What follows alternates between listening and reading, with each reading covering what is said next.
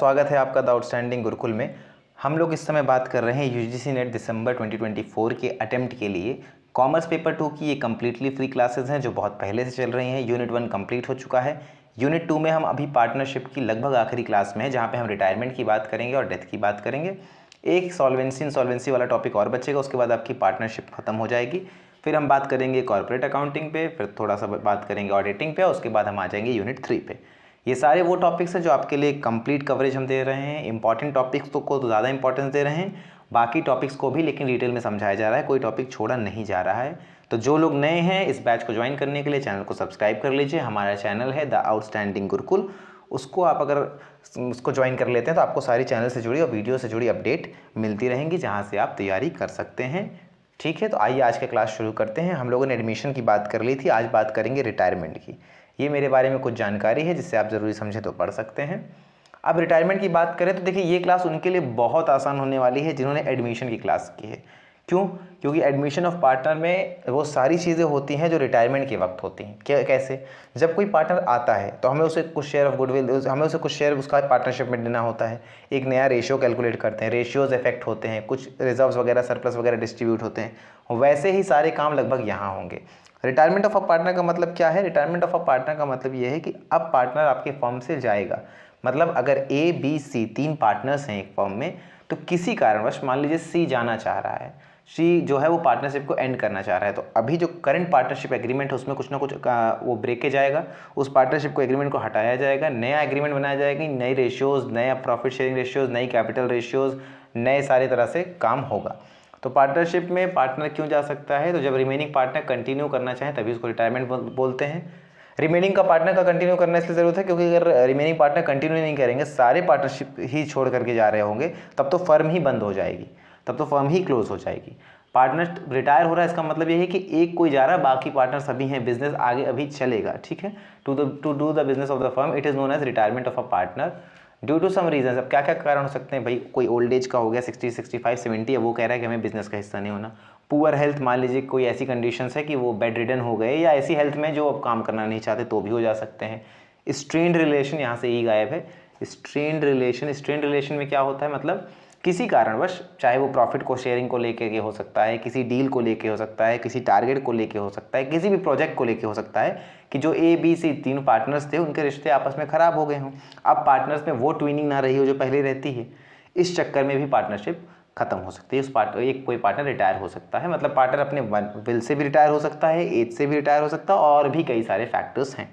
Due to retirement the partner existing partnership comes to an end. अभी तक का जो पार्टनरशिप एग्रीमेंट था, जैसे ही एक पार्टनर रिटायर होगा वो एग्रीमेंट, वो पार्टनरशिप अब खत्म हो जाएगी। ठीक है, अब यहाँ पे न्यू एग्रीमेंट बनाने की टर्म आएगी। तो एडमिशन पे भी याद करिए, हमने न्यू एग्रीमेंट बनाया था क्योंकि वहाँ सारी चीज़ें चेंज हो रही थी, रेशियो, लॉसेज, एसेट्स, लाइबिलिटी, सबकी वैल्यू बदल रही थी, सारी चीज़ें बदल रही थी, इसलिए हमें न्यू एग्रीमेंट बनाना पड़ा था। यहाँ पे भी वही होगा, यहाँ पे भी हमको न्यू एग्रीमेंट बनाने की ज़रूरत पड़ेगी। Eight the time of retirement the retiring partners claim is settled. और जो पार्टनर जा रहा होगा, उसने इतना टाइम फर्म को दिया है, उसने इतने एफर्ट्स फर्म को दिए हैं, फर्म के लिए उसने कई सारे टेंडर भरे होंगे, उसका प्रॉफिट में हिस्सा होगा, हमने जो रिजर्व्स रखे हैं फर्म में उसमें कुछ ना कुछ हिस्सा उसका भी होगा, कैपिटल में उसका हिस्सा होगा, और बहुत सारी एक्यूमुलेटेड प्रॉफिट होंगी, बहुत सारी असेट्स होंगी जिसमें उसका हिस्सा होगा। तो वो सारे हिस्से को हमको उसको देना पड़ेगा, तभी तो उसको रिटायर करेंगे। जब कोई जाएगा तो आप उसकी सारी पेमेंट करोगे। यहाँ तक कि अगर आप रिटायरमेंट पार्टनरशिप छोड़िए, अगर आप एम्प्लॉयमेंट में भी होते हो, तो कोई एम्प्लॉय छोड़ के जाता है तो उसको उसका फुल एंड फाइनल सेटलमेंट दिया जाता है ना। तो वैसे ही पार्टनरशिप फर्म में जब वो पार्टनर छोड़ करके जाएगा तो ये बाकी पार्टनर्स की रिस्पॉन्सिबिलिटी है कि उसका जितना भी क्लेम बनता है उस पूरे क्लेम को सेटल किया जाए। अब इस क्लेम को सेटल करने के लिए होगा क्या क्या? तो देखिए, the amount payable to the retiring partners में क्या क्या आएगा? अगर उसके कैपिटल या करेंट अकाउंट में कोई बैलेंस बचा हुआ है तो वो उसको पे करना पड़ेगा हमें। अगर हमने कोई प्रॉफिट या लॉसेज एक्यूमुलेट कर रखे हैं, लॉसेज भी अगर हमने लॉसेज एक्यूमुलेट कर रखे हैं चाहे प्रॉफिट एक्यूमुलेट कर रखे हैं, मतलब हमने 10 साल का प्रॉफिट जमा करके रखा हुआ है, तो उस 10 साल के प्रॉफिट में जितना उसका हिस्सा है उसको पे कर देंगे। अगर 10 साल से लॉसेज हो रहा है, हमने उसको इकट्ठा करके रखा हुआ है, तो उसमें जितना लॉस उसको पे करना चाहिए, जब वो पे कर देगा तभी वो रिटायर होगा। ऐसे ही रिजर्व, मान लीजिए हमने 4-5 साल का प्रॉफिट रिजर्व में रखा है कि हम उसको फ्यूचर में यूज़ करेंगे, पर अब कोई एक बंदा जा रहा है तो उसका रिजर्व का हिस्सा उसको देना पड़ेगा।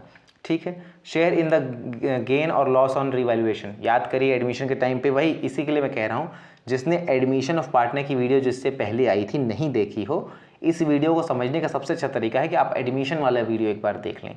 जब वो आप वीडियो देख लेंगे तो ये वीडियो केवल एक रिवीजन की तरीके से होगी, बहुत ज़्यादा मेजर चेंजेस दोनों पार्टनरशिप में आपको कोई नहीं मिलेंगे। ठीक है, अब बात करते हैं हम रिवैल्यूएशन ऑफ एसेट्स की। मतलब जब एसेट्स को हमने रिवैल्यू किया, पुराने एसेट्स को आज की वैल्यू पे लाएंगे, तो या तो उन एसेट्स की वैल्यू बढ़ गई होगी, अगर एसेट्स की वैल्यू बढ़ गई होगी तो प्रॉफिट हो रहा होगा, तो वो प्रॉफिट वो ले करके जाएंगे, या उन एसेट्स की वैल्यू घट गई होगी तो उसकी वजह से जो लॉस होगा वो उनको दे के जाना पड़ेगा। Same goes with the liability, अगर लाइबिलिटीज़ बढ़ी होंगी तो उस लाइबिलिटी को उनको पे ऑफ करना पड़ेगा रिटायरिंग पार्टनर को, और अगर लाइबिलिटीज़ कम हुई होंगी उससे जो बेनिफिट हुआ होगा तो वो उनको बेनिफिट मिलेगा। गुडविल, फर्म ने एक गुडविल क्रिएट किया, आपकी पार्टनरशिप फर्म है ABC लिमिटेड, उसकी मार्केट में आज बहुत अच्छी वैल्यू है, तो उस गुडविल को बनाने में सारे पार्टनर्स का इक्वल कॉन्ट्रीब्यूशन होगा, तो उस गुडविल का हिस्सा उनको मिलना चाहिए। तो जो पार्टनर रिटायर हो रहा है वो अपने गुडविल का हिस्सा शेयर को लेकर के जाएगा। Share in the profit, current year में जो प्रॉफिट हुआ उसमें शेयर देना पड़ेगा। अगर आपने कोई ज्वाइंट लाइफ पॉलिसी करा रखी, ज्वाइंट लाइफ पॉलिसी मतलब जैसे इंश्योरेंस कराते हैं ना, आपने सबके लिए एक इंश्योरेंस करा रखा है, तो उनकी ज्वाइंट लाइफ पॉलिसी का जो उनका हिस्सा है वो तो उनको दे करके विदा करना पड़ेगा ना, क्योंकि वो अब आपके पार्टनरशिप का हिस्सा नहीं है, वो आपसे अलग हो रहे हैं, डिटैच हो रहे हैं, आपसे अलग जा रहे हैं। तो जब आप वो अलग जाएंगे तो आपकी रिस्पॉन्सिबिलिटी बनती है कि आप सारी लाइबिलिटीज़ को पूरा करो। ठीक है, interest on capital, salary etcetera from the date of last balance sheet to the date of retirement, E48 to the rate of retirement if applicable will be credited to him. अगर कोई interest on capital, कोई salary, ऐसा कुछ भी amount pending है, बस आप इतना समझिए कि कोई भी अमाउंट पेंडिंग है जो उस पार्टनर को मिलना चाहिए, तो वो रिटायरमेंट की डेट तक उसको हम दे देंगे। वैसे ही अगर इंटरेस्ट ऑन ड्राइंग्स कंपनी को लेना है, पार्टनरशिप फर्म को लेना है उनसे, तो वो पैसा भी हम रिसीव करेंगे। इंटरेस्ट ऑन कैपिटल देना है तो फर्म पे कर देगी पार्टनर को, और अगर इंटरेस्ट ऑन ड्राइंग, क्योंकि उन्होंने कुछ ड्राइंग की तो उस पर उनको कुछ इंटरेस्ट देना चाहिए, तो वो रिसीव कर लेंगे।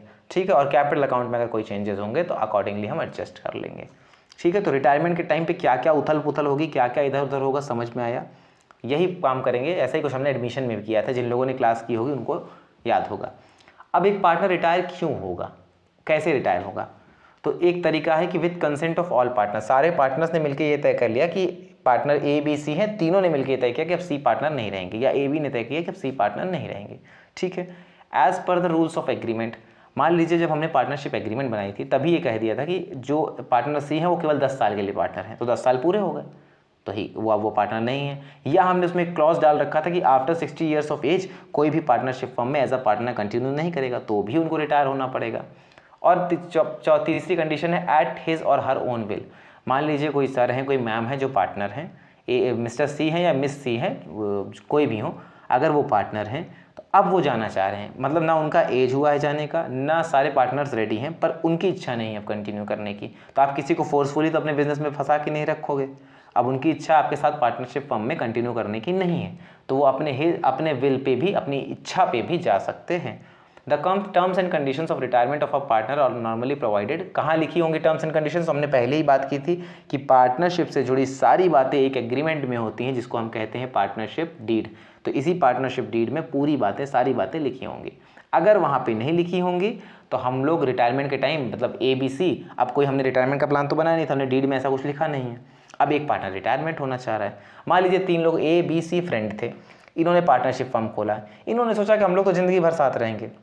जैसे आपने ग्रेजुएशन के टाइम पे अपने दोस्तों के साथ सोचा था कि अब इनके साथ दोस्ती हुई तो पूरी ज़िंदगी साथ रहेंगे, पर at a point of time, धीरे धीरे जब आप एक पॉइंट ऑफ टाइम को पास कर जाते हो तो आपको समझ में आता है कि थिंग्स को आप जितना आसान समझते हो, चीज़ों को जितना आसान समझते हो, वो उतनी ईजिली वर्कआउट नहीं करती हैं।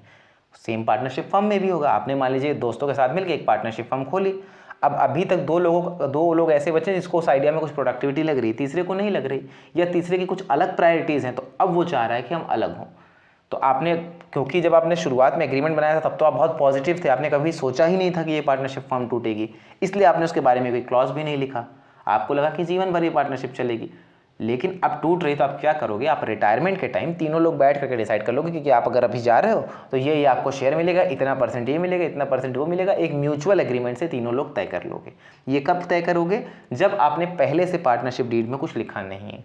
अगर पहले से पार्टनरशिप डीड में कुछ तय है तो उसी को फॉलो किया जाएगा, हम उसमें कोई नई छेड़खानी नहीं करते हैं। अगर आपने कुछ नहीं तय किया तब आप तीनों लोग बैठ करके रिटायरमेंट के टाइम डील कर लोगे कि भाई अगर आप आज रिटायर होना चाहते हो तो हम आपको 1 लाख रुपये गुडविल कर देंगे, 10,000 रुपये कैश देंगे, एक्यूमुलेटेड रिजर्व में से 20% दे देंगे। इस तरह का पूरा एग्रीमेंट जो दो सबको मंजूर हो, इस तरह का एग्रीमेंट पास कर लेंगे, इस तरह की डीलिंग पास कर लेंगे। समझ में आया? At the time of retirement the following accounting issues are dealt. क्या क्या अकाउंटिंग इश्यूज आएंगे? पहले new profit sharing ratio calculate करना पड़ेगा, जिन लोगों ने एडमिशन का वीडियो देखा है उन्हें पता होगा, हमने वहाँ भी कैलकुलेट किया था। गेनिंग रेशियो निकालना पड़ेगा, ठीक है, वहाँ पे सेक्रीफाइस ही निकालते थे, यहाँ गेनिंग निकलेगा। गुडविल में एडजस्टमेंट करनी पड़ेंगी। अगर एसेट्स और लाइबिलिटीज़ में रिवैल्यूएशन या रीअसेसमेंट होगा, रिजर्व्स और प्रॉफिट का भी हम लोग को देखना पड़ेगा। रिटायरमेंट पार्टनर्स के जितने भी ड्यूज़ हैं, डिपेंडेंसीज आपके ऊपर सबको सेटल करना पड़ेगा। Settlement of retiring partners dues and new capital of continuing partners. और जो पार्टनर चला गया उसके सारे ड्यूज़ हमने दे दिए, उसका सारा पेमेंट हमने कर दिया। अब जो कैपिटल बचेगी वो नए फर्म की टोटल कैपिटल होगी, तो उसको फिर अलग न्यू कैपिटल रेशियो आपको निकालना पड़ेगा कि पार्टनर्स का क्या क्या हिस्सा उसमें आ रहा है, ठीक है। न्यू प्रॉफिट शेयरिंग कैसे निकालते हैं, तो देखिए ये भी पढ़ने की बात नहीं है, हमने पिछली वीडियो में भी पढ़ा है। गेनिंग रेशियो निकालने का तरीका क्या है, ये देखिए ये फॉर्मूला है। गेनिंग रेशियो निकालने का तरीका है कि जो पुराना रेशियो था, जो एग्जिस्टिंग रेशियो है, और जो नया रेशियो निकल के आ रहा है, मान लीजिए एग्जिस्टिंग रेशियो 2:3 था, नया रेशियो आया 3:4, तो हम नए वाले में से पुराने वाले को माइनस कर देंगे तो गेनिंग रेशियो आ जाएगा। जाहिर सी बात है, जो आपका पुराना था, मान लीजिए आपको पुराना 2 टाइम्स प्रॉफिट मिलता था और नए में आपको 3 टाइम्स प्रॉफिट मिल रहा है, तो आपने कितना गेन किया, 1 टाइम्स प्रॉफिट। भाई आपकी पहले रेशियो 2 थी, अभी 3 हो गई, तो पहले आपको भाई 2 गुना प्रॉफिट मिलता था बाकी पार्टनर्स के मुकाबले, अब 3 गुना मिल रहा है, तो आपने 1 टाइम ही तो गेन किया। तो 3 - 2 तो गेनिंग रेशियो कितना हो गया, 1। मतलब न्यू रेशियो जो होगा उससे पुराने रेशियो को माइनस करेंगे, गेनिंग रेशियो आ जाएगा। गेनिंग रेशियो क्या है इसको हम लोग डिस्कस कर चुके हैं, लेकिन फिर भी जो लोग नए हैं उनको समझाने के लिए, गेनिंग रेशियो का मतलब होगा कि जब कोई पार्टनर रिटायरमेंट हो रहा है, एक पार्टनर जा रहा है, तो अब तक जो चीज़ें 3 लोगों में बंटती थी वो कितने लोगों में बटेंगी, 2 लोगों में। मतलब अगर अब तक 6 चीज़ें थी तो सबको 2-2 मिलती थी, पर क्योंकि एक पार्टनर चला गया तो अब जो भी अगर 6 चीज़ें आपसे 6 लाख का प्रॉफिट होगा तो 2-2 बटेगा नहीं, अब तो 3-3 लाख बटेगा ना, तो सबको 1-1 लाख का फ़ायदा होगा। तो जब भी कोई पुराना पार्टनर जाता है तो जो पार्टनर्स वहाँ पे रहते हैं, रुकते हैं, उनको प्रॉफिट मिलता है, उनको फ़ायदा मिलता है, उसी रेशियो को कहते हैं गेनिंग रेशियो। क्योंकि जो पार्टनर जाएगा उसका कुछ हिस्सा रहेगा, अब वो हिस्सा वो लेके चला गया, पर जो फर्म का जब रीस्ट्रक्चर करेंगे, जब नई एग्रीमेंट बनाएंगे, तो उसके हिस्से को तो 2 लोग आपस में 50-50 बांट लेंगे ना, तो दैट इज गेनिंग रेशियो, ठीक है। Retiring partner share distributed in the existing ratios, ठीक है। मतलब अगर पार्टनर रिटायरमेंट हो रहा है तो उसके शेयर को कैसे बाकी शेयर में कैसे बांटेंगे।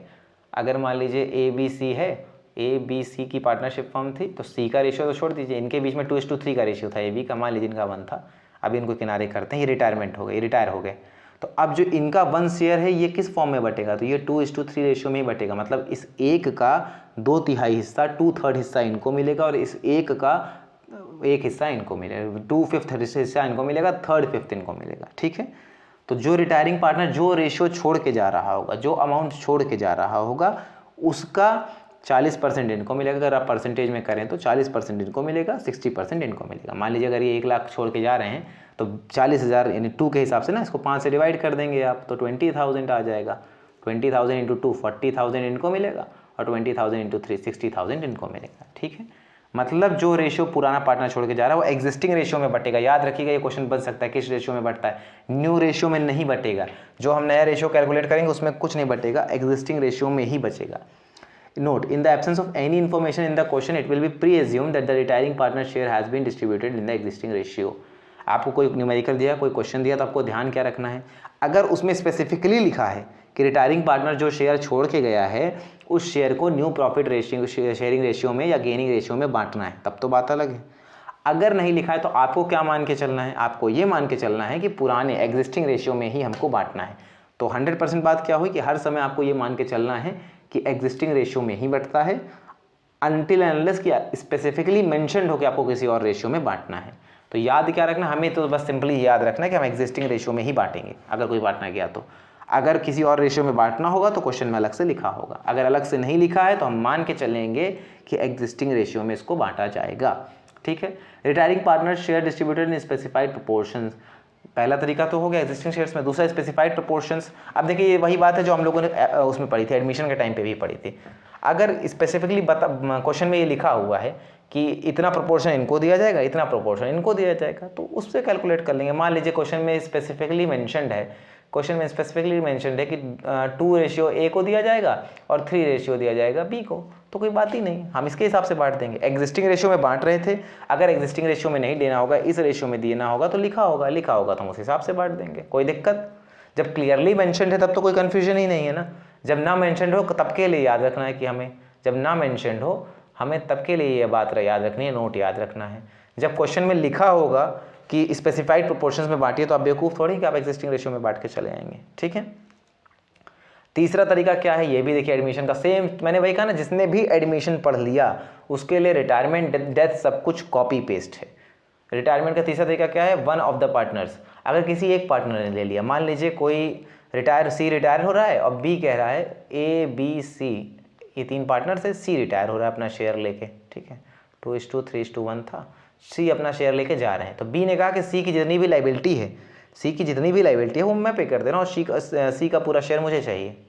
तो अगर ए को कोई तकलीफ नहीं है, ए इस बात से एग्री कर जाता है, तो ज़रूरी नहीं कि इनका शेयर बटे, जो शेयर वो छोड़ के जा रहे होंगे वो किसको मिल जाएगा, वो बी को मिल जाएगा।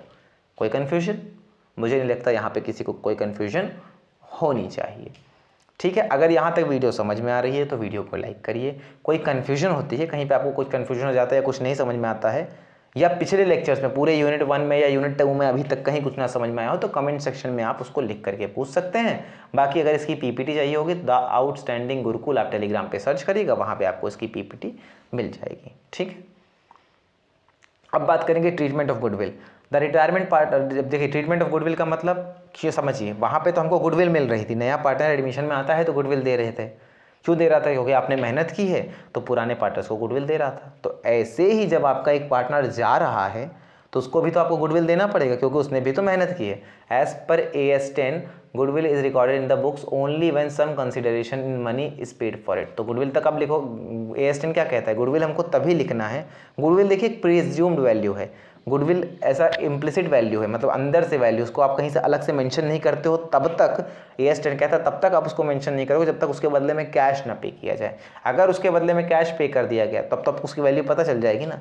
ऐसे मान लीजिए कि टाटा की गुडविल बहुत ज़्यादा है, टाटा की गुडविल बहुत ज़्यादा है, या रिलायंस इंडस्ट्रीज़ की गुडविल बहुत ज़्यादा है, पर कितनी है ये आपको कैसे पता चलेगा? ये बुक्स में तो उनकी लिखी नहीं होंगी। कब तक?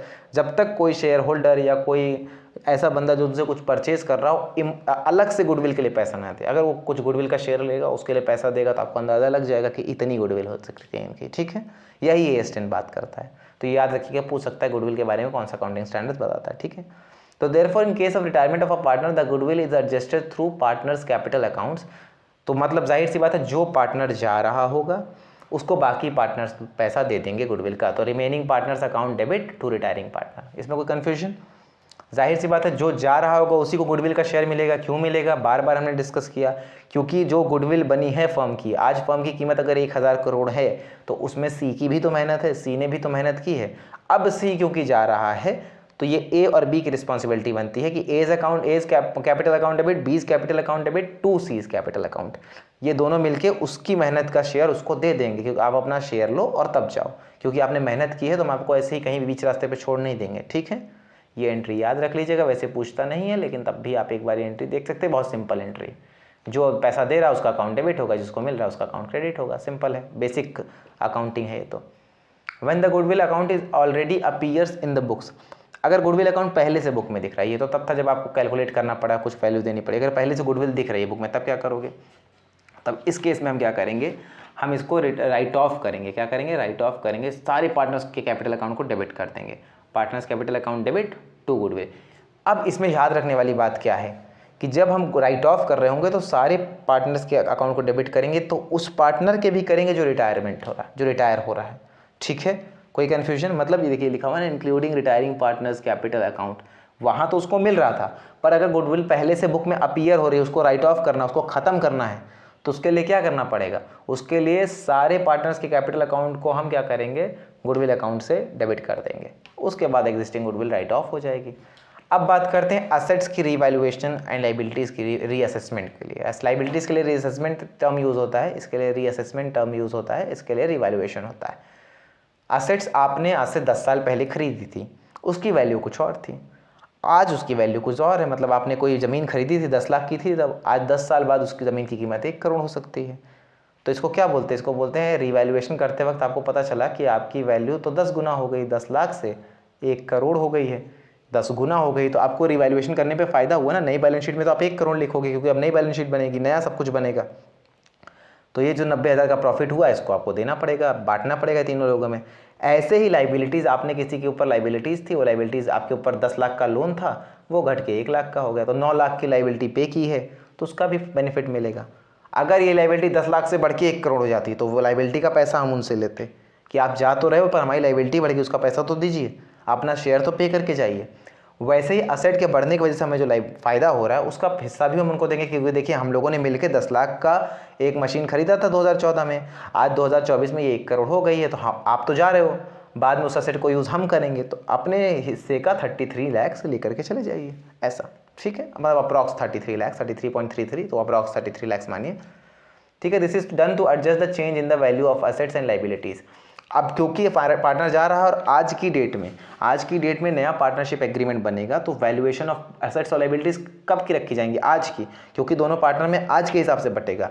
तो पुरानी वाली बैलेंस शीट को सबको रिवैल्यू करेंगे, सारे एसेट्स की आज की वैल्यू निकालेंगे, सारे लाइबिलिटीज़ की आज के डेट की वैल्यू निकालेंगे। उसके बाद अगर प्रॉफिट हो रहा होगा तो जो पार्टनर जा रहा है उसको पे कर देंगे, अगर लॉस हो रहा होगा तो उनसे उनका हिस्सा ले लेंगे, और बैलेंस शीट में उठा करके सारी नई वैल्यूज़ लिख देंगे, ठीक है। कोई समस्या? ये भी आपने एडमिशन में पढ़ा था, वही चीज़ है। अब ये देखिए एंट्रीज़ हैं, क्या सर हमको एंट्रीज़ रटनी है? नहीं, एंट्रीज़ रटने की ज़रूरत नहीं है, पर क्या देख के रखनी, मतलब पूछ सकता है। देखिए बेसिक अकाउंटिंग है, 12th में आपने अकाउंटिंग में एंट्री पास करना सीखा है। जिन लोगों ने 12th अच्छे से की है, अगर आप ग्रेजुएशन कर रहे हो, एमकॉम कर रहे हो, तो इसका मतलब आपकी बेसिक अकाउंटिंग अच्छी होगी, ये प्रिज्यूम्ड होता है, मान के चला जाता है। मैंने एंट्री बस इसलिए लिख दी है कि मान लीजिए कोई है जिसको एंट्रीज पास करने में थोड़ी समस्या हो सकती है, तो वो यहाँ से देख करके याद कर ले, मतलब आप इसको देख करके रट सकते हैं। लेकिन अगर आपकी अकाउंट्स अच्छी है, मतलब बेसिक अकाउंटिंग है, जनरल एंट्री पास करना तो रिक्वायर्ड क्लास 11-12 में होता है, तो अगर उतनी आपकी बेसिक्स अच्छी हैं तो आपको क्या करना है, इन एंट्रीज़ को तो आप एक बार देख लेना, बाकी एग्जाम के टाइम आप पहचान ही लोगे कि कौन सी एंट्री होगी। जिन लोगों की अकाउंटिंग अच्छी नहीं है, जिनको एंट्री पास करने में समस्या होती है, वो कन्फ्यूज हो जाते हैं, उनके लिए मैं बता रहा हूँ, उनको क्या करना है, आंख बंद करिए, इस एंट्री को रट लीजिए, याद कर लीजिए इन एंट्री को, क्योंकि अगर आप बेसिक्स पढ़ने जाओगे तब तो पढ़ नहीं पाओगे। तो एक तरीका ये हो सकता है कि आप इन एंट्रीज़ को याद कर लीजिए, जब वहाँ ऑप्शन में मिलेगा आप अपनी एंट्री पहचान के टिक मार दीजिएगा। पर जिनकी अकाउंटिंग ठीक ठाक है, अच्छी है या ठीक ठाक है, उन दोनों केस में आपको एंट्रीज़ को 1-2 बार देख लेना है, रटने की कोई ज़रूरत नहीं है। एग्जाम में आप कॉमन सेंस से एंट्री पहचान लोगे कि इस ट्रांजैक्शन की क्या एंट्री पास होगी, तो आप खुद पास कर लोगे। जिनकी अकाउंटिंग थोड़ी सी खराब है वो इस एंट्रीज़ को याद कर सकते हैं, 4-5 एंट्री इनको आप याद कर लीजिए, ठीक है। रिवैल्यूएशन अकाउंट को प्रिपेयर करेंगे, क्यों? क्योंकि जो अकाउंट का सारा पैसा होगा, जो रिवैल्यूएशन से सारा प्रॉफिट या लॉस होगा, पहले उसको रिवैल्यूएशन अकाउंट में ट्रांसफ़र करते हैं हम, और फिर वहाँ से हम ट्रांसफ़र करते हैं बाकी लोगों में। तो एक बीच में अकाउंट और बनता है, असेट्स की रिवैल्यूएशन की, उसको सबको डाला रिवैल्यूएशन अकाउंट में, चाहे प्रॉफिट हुआ चाहे लॉस, और फिर रिवैल्यूएशन अकाउंट से हम उस पार्टनर्स की तरफ डालेंगे, चाहे लॉस होगा चाहे प्रॉफिट। तो बीच में एक जो एजेंट का काम करेगा वो कौन सा अकाउंट करेगा? रिवैल्यूएशन अकाउंट, ठीक है। तो अगर प्रॉफिट हुआ तो revaluation account debit to partners capital, सारे पार्टनर्स में बांट दिया, सबको क्रेडिट कर दिया पैसा। रिवैल्यूएशन अकाउंट डेबिट मान लीजिए 10 लाख से हुआ और 3 पार्टनर है तो सबको 3.3 जो भी प्रॉफिट शेयरिंग रेशियो उस हिसाब से बांट दिया। लॉस हो गया तो हम क्या करेंगे, 3 लाख का मान लीजिए लॉस हुआ तो 3 लाख सारे पार्टनर से लेंगे, 9 लाख का लॉस, एक सेकंड में अपना यहाँ से फोटो हटा दूँ, 9 लाख का लॉस फुलफिल कर देंगे, ऐसी एंट्री पास कर देंगे। कोई समस्या यहाँ पे किसी को? लॉस के टाइम पे रिवैल्यूएशन अकाउंट क्या होगा? लॉस के टाइम पे इसको क्रेडिट कर देंगे। प्रॉफिट के टाइम पे क्या होगा? डेबिट अकाउंट होगा, revaluation account debit to partners capital. Loss के टाइम पे partners capital account debit to revaluation. ये एंट्री भी याद रखनी है, ये पूछ सकता है, ये इंपॉर्टेंट है, इसको याद रखिए। पूछता नहीं है लेकिन पूछ सकता है, क्योंकि ये एंट्रीज वहाँ है ना जहाँ पे आप डेबिट क्रेडिट में थोड़ा सा कंफ्यूज हो जाते हो कि पता लगा उन्होंने पूछा प्रॉफिट की रिवैल्यूएशन की एंट्री कौन सी और दोनों दे दिया और आप ये नीचे वाला टिक करके चले आए। क्योंकि ये जब आप एग्जाम पर, आपको लगता है ये बहुत बेसिक चीज़ है, लेकिन जब आप एग्जाम प्रेशर में होते हो ना तो ये बेसिक चीज़ें बड़ी आसानी से गड़बड़ कर देती हैं। तो इसको आप एक बार ज़रूर देख लीजिएगा। ये पीपीटी आपको मिल जाएगी हमारे चैनल पे, तो आप वहाँ से डाउनलोड करके अपनी नोट मेकिंग कर सकते हो। Treatment of accumulated reserves and undistributed profits. अब देखिए, जिसको तुरंत से पता वो तो कमेंट सेक्शन में बता दें, जिसको नहीं पता उसने, अभी हम लोगों ने बात की एक्यूमुलेटेड रिजर्व्स का क्या करेंगे। अच्छा सोचिए, आप अभी तक हम लोगों ने पढ़ा, जो चीज़ ट्रीटमेंट अभी तक हुआ वही आगे होना है। हमने 10 lakh profit A B C ने मिलकर के एक्यूमुलेट करके रखा है, 10 लाख का रिजर्व रखा है अपने पास। अब डी सी जा रहा है, तो कॉमन सेंस से क्या लगता है कि 10 लाख के प्रॉफिट का क्या होगा? हम 10 लाख में से सी का जितना भी हिस्सा है, 2 लाख 3 लाख 4 लाख उनको दे देंगे। ऐसे ही हमने 10 साल का प्रॉफिट अनडिस्ट्रीब्यूटेड रखा, हमने कहा था कि हम यूज़ करेंगे यार, अभी बांटने की कोई ज़रूरत नहीं है, फर्म के ग्रोथ में लगाते हैं, बाद में देखा जाएगा। लेकिन अब क्योंकि एक पार्टनर जा रहा है तो कॉमन सेंस फिर क्या कहती है कि हमें उसका हिस्सा उसको देना पड़ेगा, क्योंकि बाद में वो कब बांटने आएगा, आज के 10 साल बाद तो आप उसको कुछ दोगे भी नहीं, तो अभी के अभी वो बांट के जाएगा।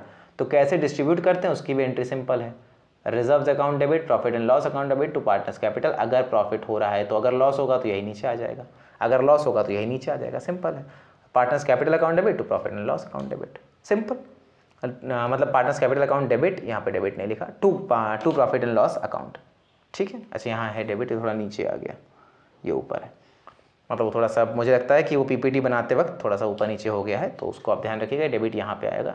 खैर ये सब पता होता है, पार्टनर्स कैपिटल अकाउंट लिखा है तो उसके आगे डेबिट होगा, टू का मतलब ये है कि क्रेडिट की एंट्री है ये, लेकिन तब भी ये डेबिट ऊपर है, ध्यान रखिएगा, ठीक है। ये पीपीटी आपको मिल जाएगी, आप वहाँ से पढ़ सकते हो, सिंपल है। एक्यूमुलेटेड रिजर्व्स का क्या ट्रीटमेंट करेंगे, अगर सर एक्यूमुलेटेड रिजर्व्स है तो बांट देंगे, अनडिस्ट्रीब्यूटेड प्रॉफिट है बांट देंगे, कोई और गेन हो गया असेट को बेचने से या किसी चीज़ को बांट देंगे, कोई लॉस हो गया मांग लेंगे कि भैया जा तो रहे हो लेकिन हमारा लॉस दे करके जाओ, लाइबिलिटी बढ़ गई पैसा मांग लेंगे कि हम जा तो रहे हो लेकिन हमारा पैसा दे के जाओ। उन्होंने ड्राइंग्स की थी, सी ने बहुत सारा ड्राइंग्स निकाला था, उसका इंटरेस्ट भरा नहीं है तो कहेंगे भैया इंटरेस्ट भर के जाओ। उन्होंने कैपिटल रखा था, हमने इंटरेस्ट पे नहीं किया तो हम उनका इंटरेस्ट पे करेंगे। यही सारी फंडामेंटल्स बेसिक्स आपको याद रखनी है, क्योंकि देखिए यूनिट 2 जो है ना वो लेंथीएस्ट यूनिट है। अगर आप यूनिट 2 को देखें तो देखने में लगता है सिलेबस छोटा है, पर अगर एक ही यूनिट में आपको उन्होंने फाइनेंशियल अकाउंटिंग भी डाल दी है, फिर पार्टनरशिप भी डाल दिया है, फिर कॉर्पोरेट अकाउंटिंग डाल दी है, फिर कॉस्ट एंड मैनेजमेंट अकाउंटिंग डाला और फिर ऑडिट डाला है, तो सोचिए ये अपने अपने आप में, आपने ग्रेजुएशन की होगी, पोस्ट ग्रेजुएशन की होगी, अपने अपने आप में एक एक सब्जेक्ट है। कॉस्ट अकाउंटिंग, मैनेजमेंट अकाउंटिंग एक बहुत वृहद सब्जेक्ट है, ये ऐसा सब्जेक्ट है जिससे लोगों की हालत खराब हो जाती है। पार्टनरशिप अपने आप में एक सब्जेक्ट है। उसके बाद अगर आप ऑडिटिंग की बात करें तो ऑडिटिंग अपने आप में एक पेपर है, एक सब्जेक्ट है जो आपको देना पड़ता है। तो इसलिए यूनिट 2 का सब्जेक्ट, यूनिट 2 का जो है वो लेंदी हो जाता है, बहुत लेंदी है। तो आपको क्या पढ़ना है, कितना पढ़ना है, बहुत ध्यान से पढ़ना पड़ेगा, क्योंकि अगर आप यूनिट 2 में खो गए तो बाकी सारे यूनिट छूट जाएंगे। इतना लेंदी यूनिट है ये कि इसमें अगर आप अंदर घुसने लगेंगे तो, क्योंकि आपको अकाउंटिंग तो आपको याद है ना, अपने फाइनेंशियल अकाउंटिंग कहाँ का पढ़ी, क्लास 11 में पढ़ी, 12th में पढ़ी, ग्रेजुएशन में 3 साल पढ़ी, अब पोस्ट ग्रेजुएशन में 2 साल पढ़ चुके। तो या तो पूरा बैठ के 7 साल रिवाइज करिए आप, 3 2 5 1 7, हाँ 2 7 या तो 7 साल पूरा रिवाइज करिए। फिर कम से कम 2 पेपर आपके रहे होंगे, एक पेपर रहा होगा ग्रेजुएशन में, एक पोस्ट ग्रेजुएशन में कॉस्ट अकाउंटिंग का, उसको आप पूरा पढ़िए। तो सोचिए कितना डेप्थ में हो जाएगा, कितना ज़्यादा हो जाएगा आपके लिए कवर करने के लिए। इसीलिए बहुत सिस्टमेटिकली जितना ज़रूरत है, जिन चीज़ों पे ज़्यादा ध्यान देना उन पे ज़्यादा ध्यान देके, जिन पे कम ध्यान देना उन पे कम ध्यान दे करके आपको पढ़ाई करनी चाहिए, ठीक है। Accounting treatment of outgoing partner share in profit, क्या अकाउंटिंग ट्रीटमेंट करेंगे, ये एंट्री है, ये भी आपके लिए। मैंने कहा ना एंट्रीज इंपॉर्टेंट नहीं है, पर एंट्रीज को देखना इंपॉर्टेंट है। तो मैं यहाँ समझा क्या रहा हूँ अगर एंट्रीज इंपॉर्टेंट नहीं है तो, क्योंकि एंट्रीज तो मैंने लिखी हैं। यहाँ पे आपको समझना है कंसेप्ट। अगर वो पूछेगा कि इसमें क्या ट्रीटमेंट होगा, उसमें क्या ट्रीटमेंट होगा, अगर आप उसको पकड़ लेंगे तो एंट्री आप पास कर ले जाओगे। और एंट्री भी आपको चारों ऑप्शन में दी रहेंगी, उसमें से टिक करना होगा। जनरली एंट्रीज पूछता भी नहीं है, पूछेगा क्या आपसे, पूछेगा आपसे कंसेप्ट की क्या करेंगे, एक्यूमुलेटेड लॉसेस का क्या करेंगे, एक्यूमुलेटेड प्रॉफिट का क्या करेंगे, किस रेशियो में बांटेंगे, गेनिंग में बांटेंगे, सेक्रीफाइसिंग में बांटेंगे, गिनू में बांटेंगे, एडमिशन होगा पार्टनर्स का तो क्या करेंगे, ये सारी चीज़ें आपसे पूछेगा। मुझे लगता है अगर आपने पिछली वीडियोज़ देखी तो आपको कनेक्ट हो जाएगा। फिर से मैं कह रहा हूँ, जिसने एडमिशन की वीडियो ना देखी हो, एडमिशन की देख लेंगे तो ये बहुत अच्छे से समझ में आएगा।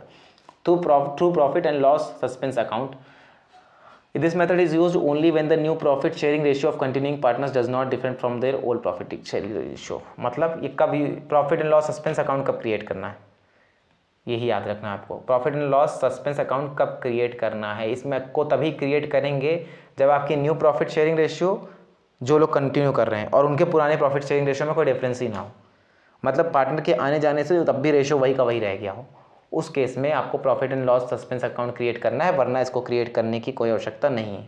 अगर पूछे कि profit and loss suspense account कब क्रिएट करते हैं और 4 ऑप्शन दे दे तो आपको क्या करना है कि अगर कंटिन्यूइंग पार्टनर्स का प्रॉफिट शेयरिंग रेशियो में कोई चेंज नहीं है तो हम profit and loss suspense account create करेंगे, वरना हमको क्रिएट करने की कोई ज़रूरत नहीं, हम सीधे रिवैल्यूएशन से काम चला लेंगे, कोई दिक्कत।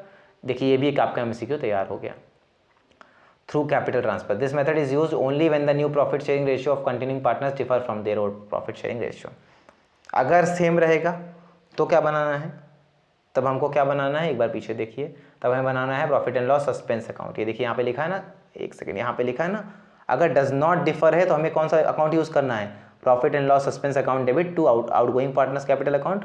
आउटगोइंग पार्टनर्स लॉस के केस में outgoing partners account debit to profit and loss suspense account. बस इसी की जगह क्या आ जाएगा, इसी की जगह क्या आ जाएगा, अगर चेंज हो गया तो शेयरिंग रेशियो, तब यहाँ पे गेनिंग रेशियो की बात आ जाएगी। Gaining partners capital account to outgoing partners, मतलब अगर कोई चेंज नहीं आया तब तो किसी को फायदा ही नहीं हो रहा, तो वो क्यों पे करेगा, तब वो आप कहाँ से पे करना पड़ेगा, सस्पेंस अकाउंट से।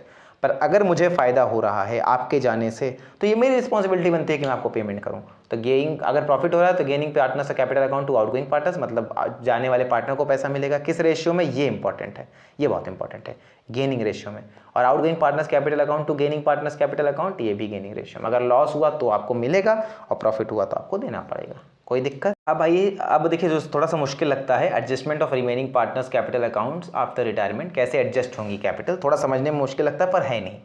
मान लीजिए ए बी सी थे और तीनों की कैपिटल कितनी थी, पहले रेशियो इक्वल था तो 10 लाख 10 लाख और 10 लाख थी। ये भाई साहब अब रिटायर हो गए थे, अपना 10 लाख लेके चले गए।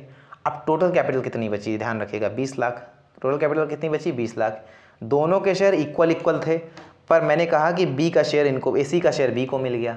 अब जो न्यू रेशियो बना वो क्या बना, न्यू रेशियो बना ए और बी में बना 2:3। 2:3, 2 हिस्सा इनका 3 हिस्सा इनका, मतलब 40% इनका 60% इनका, कोई दिक्कत नहीं। और टोटल कैपिटल, नई वाली कैपिटल क्या है, 20 लाख, क्योंकि वो अपना 10 लाख तो लेकर चले गए। अब जो ट्रीटमेंट होगा इसी 20 लाख का होना है। अब इस 20 लाख का ट्रीटमेंट करने के हिसाब से ए की कैपिटल कितनी होनी चाहिए भाई, 20 लाख को 5 से डिवाइड करेंगे तो ये आएगा 4 लाख, और 4 लाख इंटू 2, ए की कैपिटल होनी चाहिए थी 8 लाख। और इनकी कितनी होनी चाहिए कि अगर इनको 3 गुना चाहिए तो बी की कैपिटल होनी चाहिए थी 4 इंटू 3 यानी 12 लाख, और ये दोनों मिला के 20 लाख कैपिटल हो जाएगी। यहाँ तो कोई दिक्कत नहीं।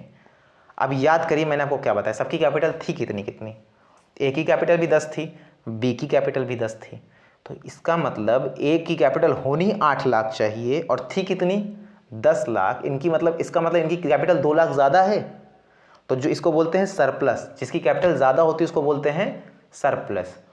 इनकी ए की कैपिटल कितनी है 10 माइनस 8, 2 लाख ज़्यादा है, 2 लाख ज़्यादा है, दिस इज़ कॉल्ड सरप्लस। तो इनका सरप्लस इनको वापस दे देंगे कि भाई आपने ज़्यादा दे रखा है, आप ले लीजिए, नए रेशो के हिसाब से आपका इतना नहीं बनता है। और वहीं बी की बात करें तो बी का है कितना 10 लाख कैपिटल एडजस्ट चाहिए, कितना नए रेशो के हिसाब से कितना होना चाहिए, नए रेशियो के हिसाब से होना चाहिए इनका कैपिटल 12 लाख। इसका मतलब इनका 2 लाख डेफिसिट है, क्या है, कम है, तो ये 2 लाख इनको पेमेंट करना पड़ेगा, इसको बोलते हैं डेफिसिट, और डेफिसिट का पेमेंट होता है। तो नए रेशियो के लिए क्या करेंगे हम, जो नया कैपिटल है उनके जाने के बाद जो कैपिटल अमाउंट बनेगा उसको नए रेशियो के हिसाब से एडजस्ट करके देखेंगे। अगर पहले से जो कैपिटल इन लोग के पड़े हैं, जिसका कैपिटल ज़्यादा है अकॉर्डिंग टू कि जिसका जितना होना चाहिए, इनका 8 लाख होना चाहिए नए रेशियो के हिसाब से, पर इन्होंने पुराने रेशियो के हिसाब से कैपिटल दे रखा है ना, तो 10 लाख दे रखा है, 2 लाख ज़्यादा दे रखा है। क्यों देंगे जब इनको रेशियो नहीं मिलेगा, तो इनका 2 लाख सरप्लस है, इनको वापस कर दिया जाएगा, और इन्होंने 2 लाख कम दे रखा है, 2 लाख का इनका डेफिसिट है, तो इनको 2 लाख देना पड़ेगा फर्म को। यहाँ तक बात समझ में आई? तो इसी को कहते हैं नया रेशियो, जहाँ पे हम क्या करते हैं, सरप्लस होगा अगर कैपिटल अकाउंट में तो हम विड्रॉ कर लेगा वो पार्टनर, और अगर भाई कैश लाना पड़ेगा उसको जिसका सरप्लस नहीं, जिसका डेफिसिट है। कोई दिक्कत? Adjustment of remaining partners capital in their profit sharing ratio when the total capital of the new firm is not predetermined। अगर टोटल कैपिटल प्रीडिटरमाइंड नहीं है, पहले से तय नहीं कि टोटल कैपिटल कितनी हो जाएगी, तब क्या क्या स्टेप्स होंगे, ये एकदम इंपॉर्टेंट नहीं, बस आप एक बार स्टेप्स देख लीजिए। Add the balance standing to the credit of, जितना भी बैलेंस है रिमेनिंग पार्टनर्स का उसको सबको ऐड कर लेंगे, उसके बाद टोटल निकाल लेंगे और उसको डिवाइड करके नया प्रॉफिट शेयरिंग रेशियो निकाल लेंगे। मतलब अगर सबके 2-2 लाख बचे हुए हैं, 2 लाख 3 लाख 5 लाख हो गया, 5 लाख नई कैपिटल हो गई, उसमें से हमने क्या किया, जो कैपिटल आई उसको नए रेशियो से डिवाइड कर लिया और अकॉर्डिंगली हम तय कर लेंगे। ये तब होगा जब हमें पता नहीं होगा कि नई फर्म की पार्टनर्स की कैपिटल कितनी है। जब पता होगा तो कोई बात ही नहीं। अब ये एक और अनफोर्सीन सिचुएशन है, रिटायरमेंट। तो मैंने क्या कहा, रिटायरमेंट हो सकता है सारे पार्टनर्स की कंसर्न से, या कोई पार्टनर जाना चाहे, या कोई और केस हो। डेथ का क्या है कि मान लीजिए सबके अच्छा है, आपकी दोस्ती अच्छी है, आपकी पार्टनरशिप ठीक चल रही है, बिजनेस भी प्रॉफिटेबल है, पर डेथ तो एक अनसर्टेन चीज़ है। तो अगर मान लीजिए किसी एक पार्टनर की डेथ हो गई, हम लोग इतनी देर से सी को लेके चल रहे हैं, तो मान लीजिए पिछली बार जो सी चला गया था, इस बार सी की हो गई, ये सी हो गए डी, सी की डेथ हो गई। तो सी की डेथ हो गई तो अब क्या होगा, इस केस में क्या करना पड़ेगा, सब कुछ वैसा ही होगा जैसा रिटायरमेंट में होता है। पर रिटायरमेंट के केस में एक चीज़ दिक्कत होती है कि ज्वाइंट लाइफ पॉलिसी का तो हम प्रीमियम वगैरह बांट लेते हैं, लेकिन रिटायरमेंट के केस में हम क्या करते हैं, जितना भी अकाउंट रहता है उसको ट्रीटमेंट करने के लिए हमारे पास पार्टनर होता है टर्म्स एंड कंडीशंस के लिए। यहाँ पार्टनर को नहीं पेमेंट होगी, किसको होगी, उसके लीगल रिप्रेजेंटेटिव को। जाहिर सी बात है जब पार्टनर है ही नहीं, जब सी है ही नहीं दुनिया में, तो सी को कैसे पेमेंट करेंगे आप? डेथ के केस में आपको ये ध्यान रखना है कि पेमेंट थर्ड पार्टी को, कि सी की वाइफ होंगी, सी के अगर सी फीमेल है तो इनके हस्बैंड होंगे या इनके बच्चे होंगे, कोई ना कोई ऐसा लीगल हायर होगा, लीगल रिप्रेजेंटेटिव होगा जिसको आप नॉमिनी भी कहते हैं, या लीगल रिप्रेजेंटेटिव होगा या नॉमिनी होगा जिसको सारी पेमेंट होनी होगी। क्या क्या चीज़ें छेड़ी जाएंगी? तो सब कुछ एकदम, कुछ चेंजेस नहीं, रिटायरमेंट और डेथ में कोई मेजर चेंजेस नहीं है। जितना कैपिटल अकाउंट में क्रेडिट होगा डिसीज पार्टनर को वो देना पड़ेगा। इंटरेस्ट ऑन कैपिटल उसमें भी देते थे, इसमें भी देना पड़ेगा। कब तक का? Up to the date of death. Goodwill में अगर कोई हिस्सा है उसमें भी देते थे, रिटायरमेंट में भी इसमें भी देना पड़ेगा। Undistributed profit and reserve same treatment, profit revaluation पे सेम ट्रीटमेंट, डेथ पे, ज्वाइंट लाइफ पॉलिसी का सबका ट्रीटमेंट सेम होगा, ठीक है। अगर following amounts to be debited account of the deceased partners legal representatives, और क्या क्या उनसे चार्ज किया जाएगा, ये मैंने उनसे इंटरेस्ट ऑन रिटायरमेंट के टाइम हम लोगों ने इंटरेस्ट ऑन ड्राइंग लिया था ना, ये भी लिया। अगर ड्राइंग का कुछ पैसा बाकी उन्होंने 10 लाख निकाला था, भरा नहीं, तो लीगल हायर को 10 लाख भरने पड़ेंगे। Share of loss on revaluation of assets and liabilities, अगर कोई लॉस होगा या कुछ भी, सेम ट्रीटमेंट है, कोई कंडीशन नहीं। बस क्या याद रखना, डिफरेंस क्या है, वहाँ पे पेमेंट सी को होती थी, यहाँ पे होगी सी इज रिप्रेजेंटेटिव, सी के रिप्रेजेंटेटिव को पेमेंट होगी, बस यही एक डिफरेंस है, ठीक है। आगे देखते हैं अगर कोई और डिफरेंस मिलता है कि नहीं। क्योंकि legal representative of disease partners है तो उसको इंटरेस्ट मिलेगा कितना, अगर कोई एग्रीमेंट नहीं है तो क्या देंगे हम, 6% पर एनम का इंटरेस्ट मिलेगा। कब, किस चीज़ पे? इंटरेस्ट ऑन कैपिटल पे। Balance, then the balance in the capital amount is to transfer the account, और किस पे कितना, 6% इंटरेस्ट मिलेगा। कब? जब हमारे पास कोई रिटर्न नहीं है। अगर लिखा हुआ है 12% है तो तब 12 देंगे, 20 लिखा होगा 20 देंगे, 8 लिखा होगा 8 देंगे, 4 लिखा होगा 4 लिखेंगे देंगे। लेकिन अगर कुछ नहीं लिखा होगा तो कितने परसेंट इंटरेस्ट देंगे, 6% पर एनम, ठीक है। प्रॉफिट कैसे निकालते हैं? अब देखिए, जब आप पार्टनरशिप एग्रीमेंट तोड़ते हो तब तो ठीक बात है कि आपने कहा कि इस साल से हम कंटिन्यू नहीं करेंगे, जनरली कोशिश करते हैं कि साल पूरा हो जाए उसके बाद ये सब फैसले लिए जाते हैं। लेकिन डेथ तो सडन होगी, बीच में आपका अप्रैल में ईयर शुरू हुआ, मान लीजिए सितंबर में, जुलाई में, अगस्त में कहीं डेथ हो गई, तो क्या तरीका है? 2 तरीका है। एक है टाइम बेसिस, इसमें क्या करते हैं, मान के चलते हैं कि प्रॉफिट जो है वो पूरे साल यूनिफॉर्मली आएगा, पूरे साल प्रॉफिट बराबर आएगा। तो पूरे साल का प्रॉफिट अगर 10 लाख है तो हर महीने का 12 लाख है, मान लीजिए पूरे साल का प्रॉफिट 12 लाख है, तो एक महीने का प्रॉफिट कितना होगा, 1 लाख। इसमें हम मानते हैं कि हर महीने हमको बराबर प्रॉफिट होगा, पूरे साल बराबर प्रॉफिट होगा। तो साल भर का प्रॉफिट 12 लाख, तो एक महीने का प्रॉफिट 1 लाख। अब मान लीजिए पार्टनर की डेथ हुई 3 महीने बाद, तो 3 महीने का प्रॉफिट 3 लाख कर देंगे। अगर मान लीजिए डेज का भी निकालना है तो फिर उसको 30 से डिवाइड करके निकाल लेंगे, कोई समस्या नहीं। टर्नओवर और सेल्स बेसिस क्या है, एक सेकेंड मैं इस इमेज को यहाँ से हटा दूँ। In this method, we have to take into account the consideration of the profit and the total sales turnover. Thereafter, the profit up to the date of death is estimated on the basis of the sale of the last year. Profit is assumed to be earned uniformly at the same rate. इसमें हम क्या करेंगे, sales देख करके profit calculate करेंगे। अभी तो क्या हमने पिछले ईयर का प्रॉफिट माना, उसी बेसिस से हमें कैलकुलेट कर दिया। इसमें ऐसा नहीं कि अगर पिछले, हम इसमें ये देखेंगे कि पिछले ईयर 10 लाख की सेल हुई थी 3 महीने में और प्रॉफिट हुआ था 3 लाख का, ठीक है, तो 30% प्रॉफिट था। इस बार अभी सेल ही 4 लाख की हुई है, तो हम 3 लाख का प्रॉफिट तो नहीं मान सकते, तो हम सेल्स के हिसाब से प्रॉफिट को नापेंगे और ये मानेंगे यूनिफॉर्म होता है, फिर जितने दिन का बनेगा, ये जितने महीने का बनेगा उतने में पेमेंट कर देंगे। टाइम बेसिस में कहीं सेल्स इन्वॉल्व है क्या? नहीं। टाइम बेसिस में हम प्रीवियस ईयर के प्रॉफिट के हिसाब से यूनिफॉर्म मान करके 1-2 महीने, 3 महीने, 15 दिन जितने का होता है उतना कैलकुलेट करके दे देते हैं।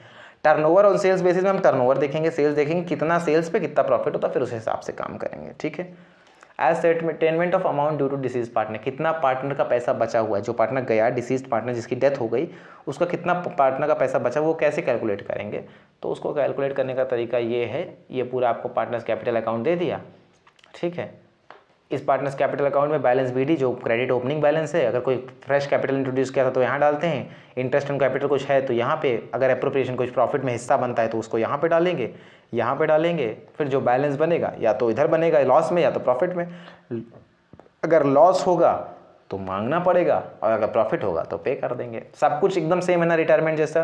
तो डेथ रिटायरमेंट से सेम है, रिटायरमेंट एडमिशन से सेम है। एक टॉपिक पढ़िए, बाकी सब रिवीजन कर लीजिए, छोटे मोटे क्लॉज देख लीजिए, बाकी सब कुछ सेम है, कोई कन्फ्यूजन मेजर नहीं होनी चाहिए। अब देखिए entry, deceased partners capital account to deceased partners executors account. Executor मतलब वही रिप्रेजेंटेटिव जो है, ठीक है। For amount due to partners capital executor to his executors account. उसके कैपिटल अकाउंट में तो बैलेंस पड़ा ही था, उसके कैपिटल अकाउंट में 10 लाख का बैलेंस निकल के आया। अब ये पेमेंट करना तो अकाउंट किसको ट्रांसफर करेंगे, उसके एग्जीक्यूटर को या उसके रिप्रेजेंटेटिव को, ठीक है। ये सारी एंट्रीज़ हैं। मैंने फिर कहा entries are not important, entries पूछता नहीं है, खाली आपको देखनी होती है, तो इसलिए मैंने डाल दी है। पर ये देखिए कि हम लोगों ने मेहनत बहुत की है। अगर वीडियो अच्छी लग रही हो तो लाइक करिए। जो एकदम बेसिक बच्चा हो सकता है जिसको बेसिक का भी कुछ आइडिया नहीं, उसके लिए भी हम लोगों ने नोट्स में इतना डिटेल डाला है कि अगर आप इसको पढ़ लेंगे तो आपका काम हो जाएगा।